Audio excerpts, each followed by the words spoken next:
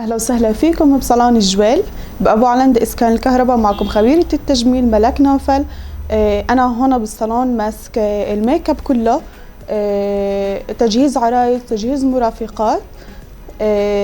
بدايتي كانت صعبة شوي، بس الحمد لله بفضل ماما اتعلمت بسرعة يعني، وسهلتها علي كتير بكتير طرق يعني.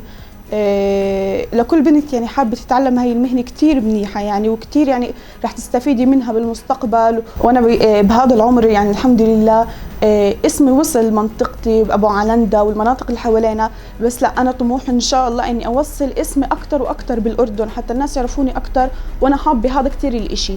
ولذلك الأمر يعني إني أنا الحمد لله من هسه محافظة على شغلي، محافظة على البراندات اللي بستخدمها للبشرة، للعرايس. كتير بهتم برضه للعرايس والمرافقات، لأنه يعني المرافقة أو العروس مش وحدة ولا تنتين ويشوفوها أكثر من وحدة، فهذا عشان أنا يكبر شغلي فلازم إني أحافظ على شغلي في الميك اب إن كان للعرايس أو بالمرافقات، حتى شغلي إنه يوصل أكثر للزباين. وأنا حكيت لكم إنه كانت الوقفة معي بكل إشي هي ماما، بس برضه ماشي هي خبرتها 35 سنة، بس لازم انه بالوقت الحالي انه خبرتي تضلها تتجدد، الشغل يضل يتجدد، الموضة تضلها اللي بتنزل اضلني اخذها مثلا او اعرفها.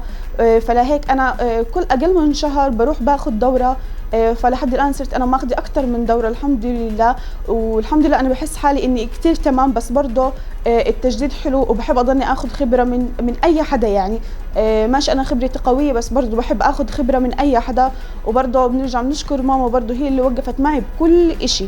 وبرضه بابا كان كثير يشجعني على هاي المهنه، انه بتأمني حالك وبتأمني مستقبلك.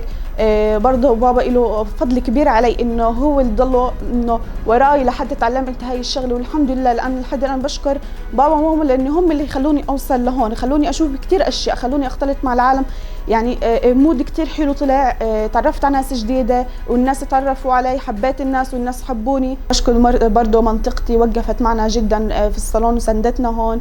وبشكر ربوع الوطن برضه رفعوا صوتي وخلوا الناس، يمكن الناس يعرفوني اكثر ويعرفوا انه في صالون الجويل اسمه بأبو علندة، ويعرفوا انه برضه ملاك ميك اب ارتست بأبو علندة ماسك العرايس وماسك المرافقات. وبتشرفونا باي وقت بصالون الجويل بأبو علندة اسكان الكهرباء. وشكرا لكم وشكرا لربوع الوطن، واهلا وسهلا فيكم، نتشرفكم باي وقت.